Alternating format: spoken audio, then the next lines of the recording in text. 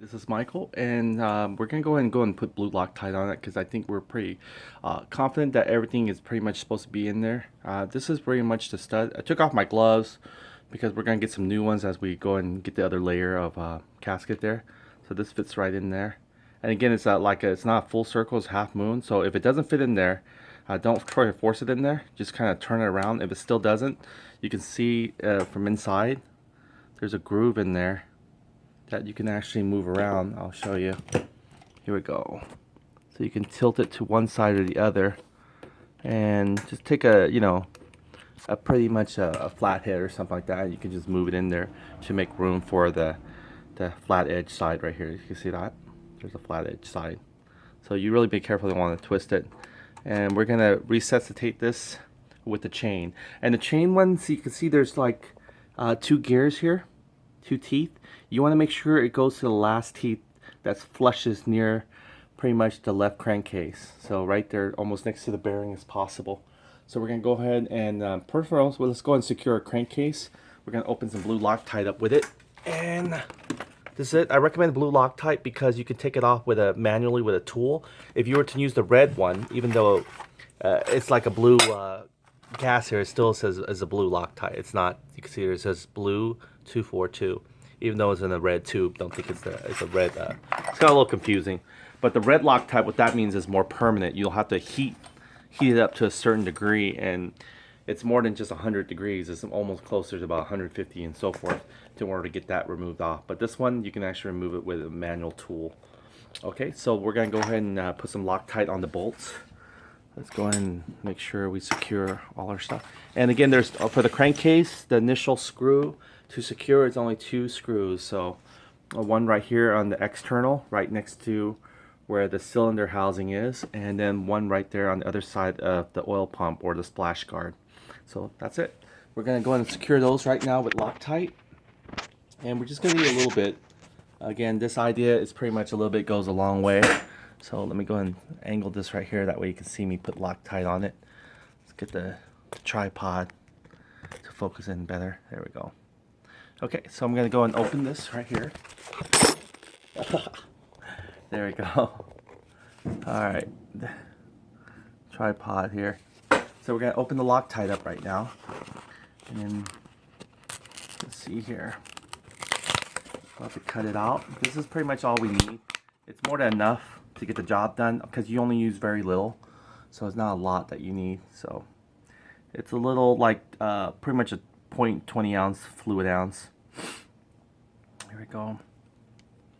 Just be careful, you do not want to put any other in the thread area. So you're gonna have to cut that either with a razor blade or a pair of pliers. You just cut it out here. And I don't want to do it right on top of this because you don't want it to leak anywhere else where it shouldn't be Loctite.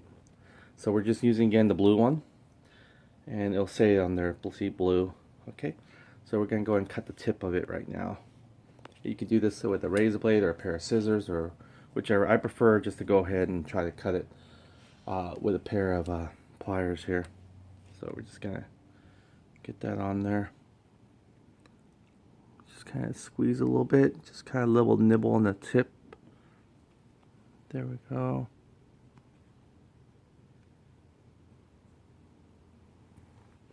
Okay, there we go, it's coming off. Alright, so here we go. We got a pair of our blue Loctite. Oh. So we're going to go and squeeze just a little bit on there. Only that's we need. There we go. 1 second here. Alright. Okay, so there we go. We got our bolts here. We're going to grab some of our bolts and try to hold this in place here. That way you can see how much Loctite I'm going to use. Again, this is pretty much different lengths, so you better really be careful. There we go. Actually, these two are almost identical, so we're good. Pretty much they're not even offset by a little bit, so they're the same. What you do is just put it on the threads, just on the tip of the thread. I hope you can see it here. See that? I'm just twirling it on there. I'm going to put the cover back on right away. And we're going to share this right here. This is all we're needing. We're gonna go ahead and put a cap on it back. Okay, so this is it. This is all that we're needing right here. And then we're just gonna share it. See there? It's plenty enough to go around here. What it does, it creates a cement bond between the gaps of your thread. So when it actually goes in there, it's just gonna secure it. Again, the GY6 engine is known to vibrate a lot, and these what these engines are. And what you want to do is you want to make sure it doesn't have any problems. So since these are the same, we don't have to worry about which way it goes, which one it goes to. So we'll put one in here. We'll just drop it in there cleanly, and we'll make sure we drop it in here. The other one right there. All right, so they're the same size bolt, which is good. I thought they were going to be a little bit longer on one side, but I guess they're the same. Okay, and it takes an 8mm. I'm gonna get our 8mm socket. And since this 8mm socket with 6-inch stud, we're going to go ahead and torque it to about 60 pounds inch, or you could say about maybe 5 pounds, 5 foot-pounds. There we go.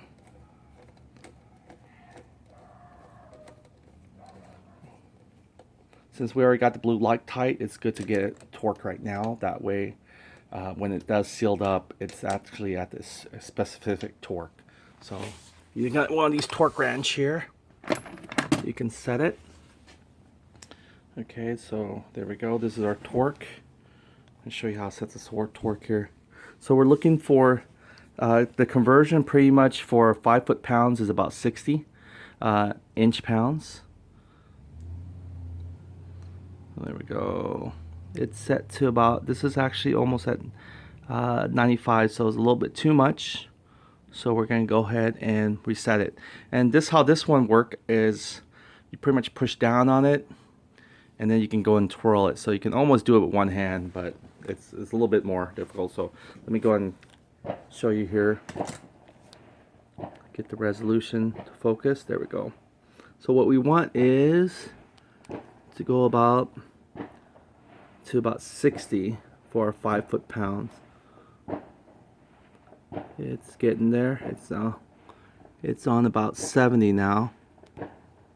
It jumps increments quite a bit, and I think the next one will probably be 50. So yep, the next one is about 50. So it's between 50 and the 61. That's where we're going. So let's see how far the 50 is going.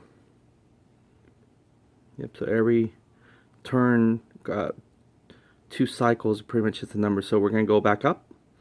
We're going to go at 250 conversion for converting inch-pound into foot-pound. Since we want to torque this up to about maybe 5 foot-pounds, we want to go ahead and have it at 60. And this is almost at 60 there. I'll just zero it in.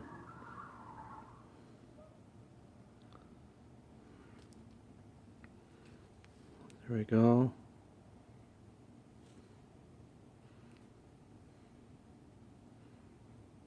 Okay, so that's still about, it's still rising between right there 50 on the top of 50, but you can see there that the bottom lower, it goes in more, so 50 is actually lower. So this is about 60 right here. We zeroed it in. Okay, and then you can twist like this to make sure, and some torque wrench allows you to actually go backwards as well. But we're going to go and take off the extension here. We don't need this size of socket. Okay, and then we're going to go and put it in. Okay, or directly into this one, and that's how we set it. So righty tighty, lefty loosey. So now we're going to go and torque it to about 60 inch-pounds, which gives us equivalent about 5 foot-pounds. So there we go. Hear it snap. There we go. I want to make sure it's still not resetting. Okay, so it's still at 60, which is good. Okay, let me go and give a little bit more elbow here on it.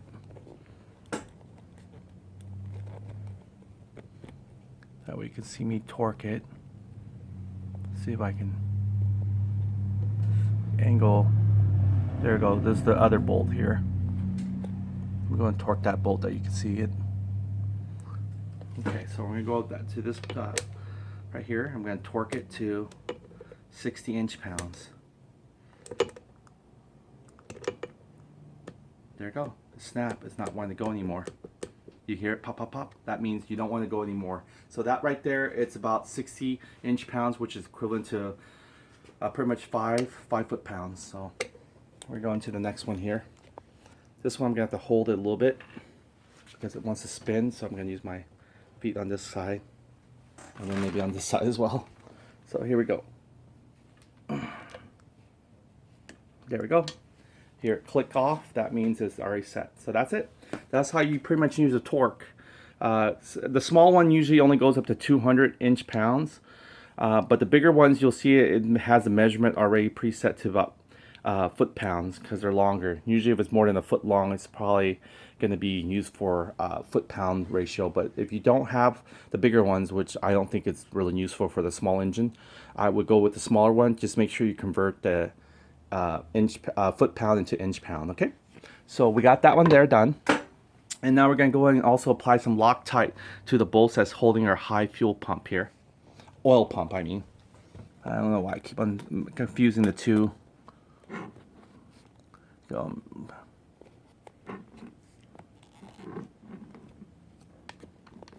there we go. Again, you might want to just double check on the conversion I just talked about earlier.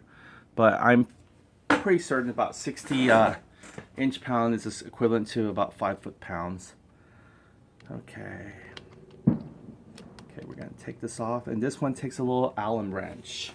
So let's go and see, getting our Allen, get ready for our Allen wrench here.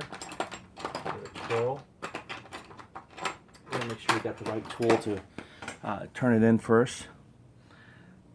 This will probably work too. There we go, that'll work. So we'll go and use it. First of all, we're going to take it off, so we can apply some Loctite.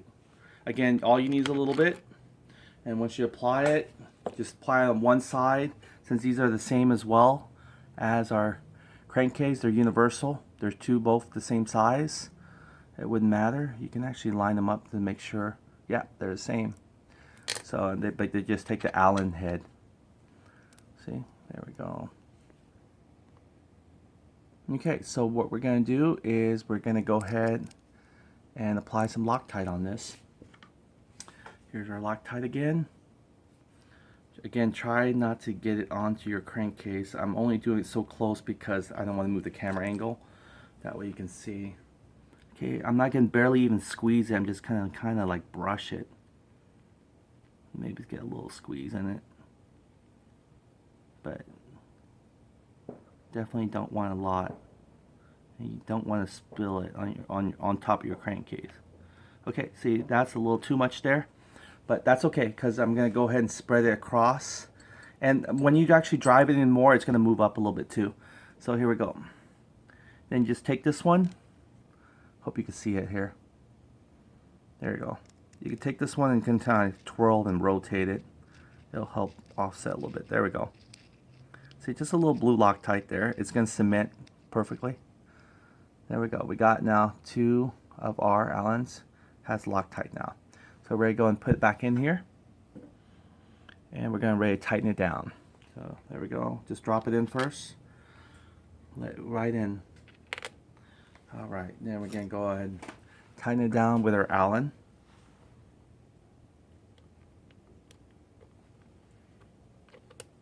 I guess a guy named Allen probably invented these screw heads. I don't know the history. You can Google it. I thought there was a TV repair show called Allen or something like that.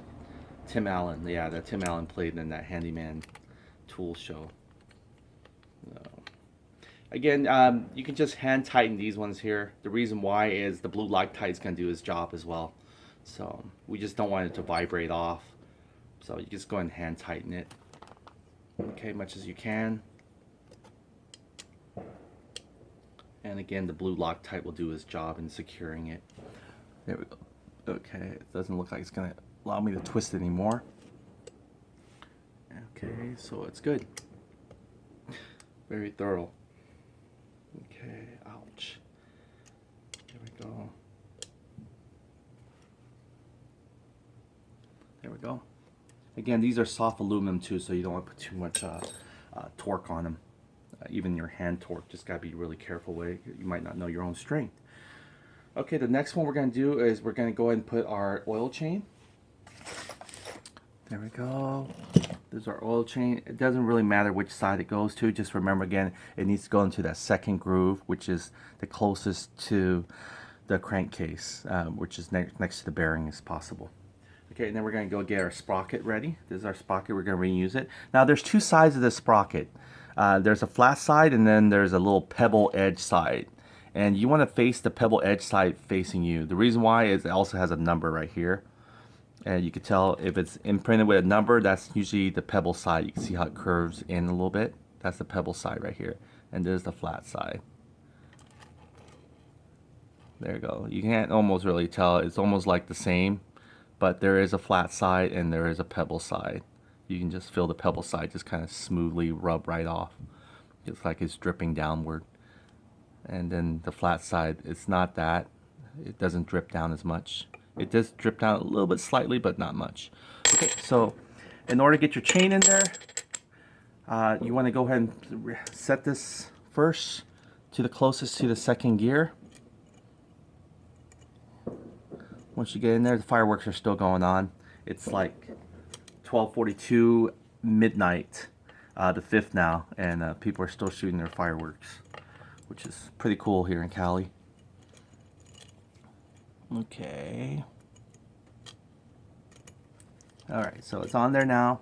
Now there's a little trick here. You want to make sure you face wherever this stud is placing, because it's going to be hard to put in if it's not where that indent is. So again, this is also a D shape. You can see there, it's not a perfect round circle. It's a D shape. See that D right there? That's a D shape. So you don't, it can only go a certain way. So either you can twist this to the direction you want it to, the stud here, or you make sure you move this accordingly. So right now I twist it to probably where it can reset itself. And it doesn't really matter which the number goes, because it's all going to be universally turned. And there you go, just put it right in. Okay, I need to twist a little bit more. There you go, we got it in there.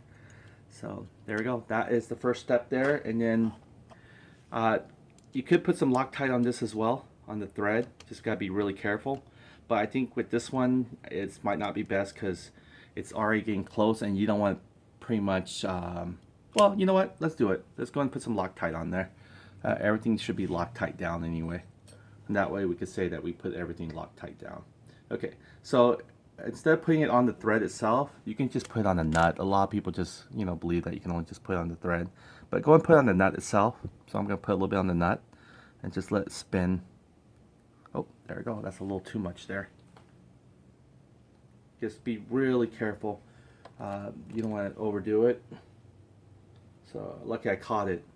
I can blow some out right now. So you can see here. This is not a little too much there. You can see it's already soaked up a little bit. So I'm just going to blow it out a little bit. Just blow it to the ground. It's better that it hits the ground and it actually pretty much goes everywhere around the casket. So here we go. Cool. It's like almost like a thick covering of that's on it. That actually goes right through. That's interesting. Oh, it must be the plastic. Again, we got some of the plastic on, which is cool. So we're gonna have to take some. We're gonna have to puncture it to make sure the plastic comes out of it. We don't want that plastic piece to be on there. So the plastic was from the Coastal wrapper that we kind of glued on there. So that way it didn't fall on the other end. That's why I couldn't blow it out. I was wondering what that was. There you go. Plastic pieces. It's coming out. See that little plastic piece there? It shouldn't have been in there. There we go. Now we can blow it out cleanly. Here's our second attempt. It kept it on there good enough so it can actually get onto the thread, which is cool. Alright, so now we can go ahead and put our Loctite in there and give it a chance to dry. Wipe all the excess stuff if you can from it, because you don't want any of the cement to pretty much dry outside the area. So just pretty much kind of take a cloth here, or just like a paper towel. Let's see if I can get one here. Okay, just gonna wipe it off here. Got a piece of paper here. Kind of wipe it down to excess stuff. So anything that's supposed to drip out should drip out now. There we go. All right, so Loctite is on there. There's a little bit on the thread inside, which is enough because all it needs to do is pretty much harden. Now with this one, you got to be good in tightening it down because it's gonna go and try to turn this as well. So it's gonna take a 10mm, and we're gonna torque this by hand and let the Loctite do his job. So let me go ahead and, oh sorry, you didn't even see that area that I put it back on. There's a screw I just put on there. You want to see it? Okay. You can get the lighting on there. Get the focus better. Okay, there we go. So I put the screw on here. Take it back off so you can see what I just did. Okay, so we have Loctite ready on there as well. So we're gonna go ahead and screw it in. Just a little bit Loctite, not a lot. Blow off any debris from the paper that we just kind of wiped it with. Okay, so there we go. Now we're gonna get our socket, the driver, and we're gonna go ahead and drive it down. Gotta look at this up. There we go. Get the resolution right. There we go. There we go. Get our smaller driver here. Okay, we got our driver. There we go. Righty tighty, lefty loosey. And we're gonna hold this down because it's gonna want to spin everywhere. And we're tightening it down. That's it. This is our oil pump being installed now. Crankcase, and we're gonna go and get the next gasket here and continue working on to the next level. That is gonna be our timing cover. All right, so just gonna give it a good push more. There we go. You can even hold down to the shaft here. Probably a little more leverage to hold down the shaft. Okay. Okay, pretty tightened. Again, you don't want to put too much pressure. You can see here some of the Loctite is coming out, which is good. That means it's spread all around. So go and just wipe it off with a little bit of your excess in the finger. Okay, we're going to get some clean gloves because we're actually going to go ahead and put the next level of gasket in there. You can see here our Woodrow key is very loose, which is okay. As soon as we get our other mechanism on here, the starter clutch, our heavy duty starter clutch in there, once it locks in, it's not going to go anywhere anymore. It's pretty much interlocks after that. So, and we can actually probably start putting it on now. I want to show you the difference between the starter clutch here. This is the starter clutch, our OEM one. And you can see, I was talking about the 3 rollers again on there. Once we take this off, there we go. You see that comes off, and this comes off. And if you can count the rollers, there's 1 roller here, there's another roller there, and there's another one over here. So that's pretty much our stock one. Now this is the heavy duty Benjing one right here.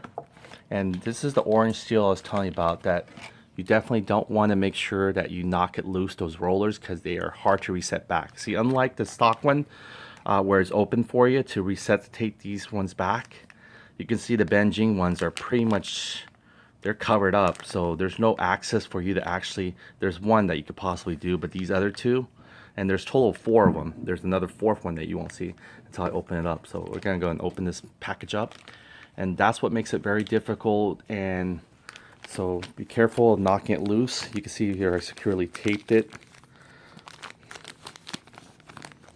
All right, that orange cover is the only thing that's helping you resuscitate that rollers from going forward and all the way. If it goes all the way, we are going to be in for a 2-hour detour. Okay, so here we go. I'm going to put it gently here, and I'm going to take it off so you can see. Okay, and these rollers, there we go. See, they're already resuscitated back there. There's 1, 2, 3, 4, and this is all it comes with. And it comes with its own little round belt there. So we're going to put the belt to the side.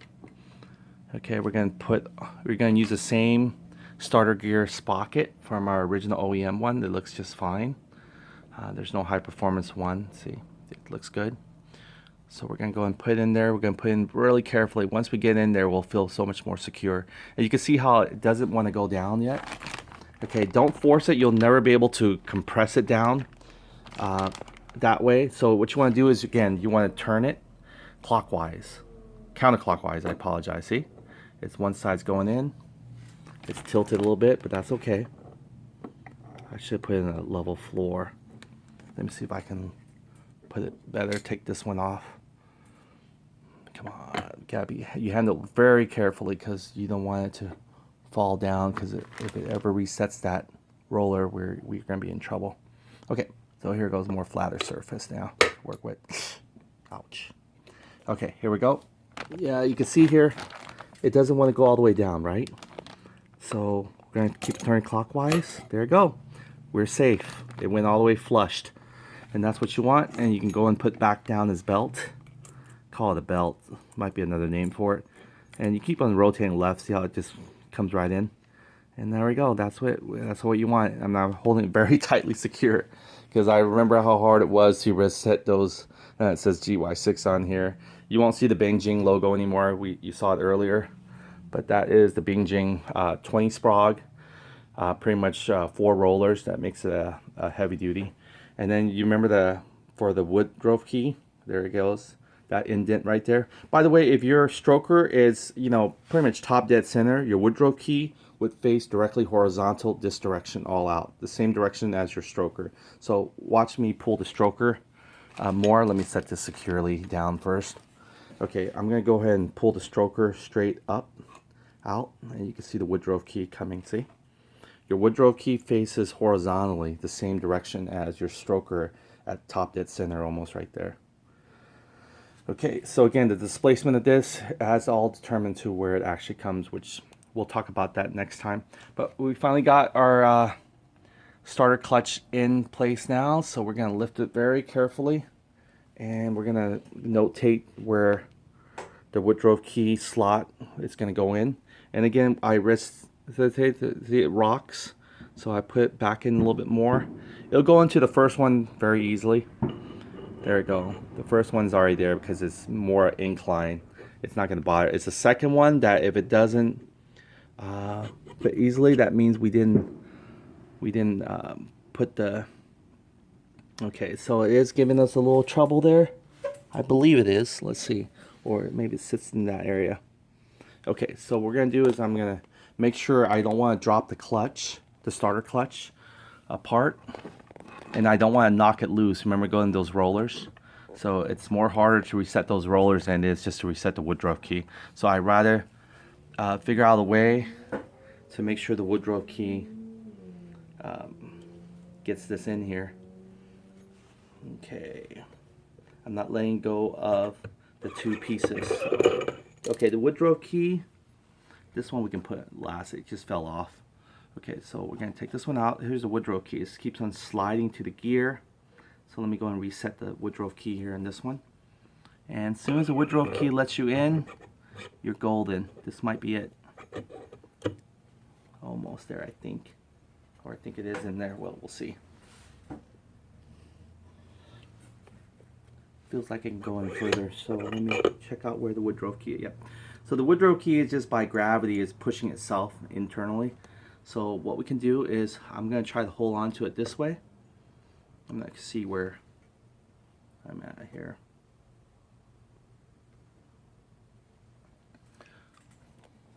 See the Woodruff key right there? Once I put it on there, I was thinking of like holding it right here, pinching it. While it comes halfway. Once it comes halfway, it can pretty much self-feed itself inside back. So let me go and try to do that while having the camera on it. There we go. Let's see this angle, you can see better. Because we're just concentrating on getting it from that Woodruff key area. Okay. Camera's not secure yet in there. And another one's gonna fall. Okay, so let me try to do it this way. I'll just hold it. There we go. You guys can see me right there. Okay, There's a little trick to this, almost like a game, like a jigsaw game. Okay, so what I'm going to do is I'm going to go and put my finger in there, kind of pinch it in there. As soon as it gets in most of the, oh, there you go, it goes all the way in. We're good. See, that wasn't that bad. I had to hold the Woodrow keys. Once the Woodrow key is in there, it's not moving else anywhere because, again, it curves lock and it's interlocked by this. So it's not going to be able to squeeze itself out all the way to the lower cam gear. It's not going to be able to fly out either. Okay, and then we have one more Woodrow key here left, which we're going to put that pretty much toward the end. Now we're going to go and put our next piece is pretty much our starter gear for our starter. Again, the big piece goes to the back, and the small piece is going to turn this starter clutch. So we're going to go in, and this one is pretty much, it just has a wrist pin. You don't want to put any glue on that or any kind of Loctite. So you're going to go ahead and nail it back there, and just let the wrist pin falls into. See, there we go. It has a little extra bump because that's going to be for the other covers to go on. So we got this whole unit now completely set. We'll put that next dowel pins once we put the pretty much the flywheel. The flywheel is the one that holds that dowel pin down.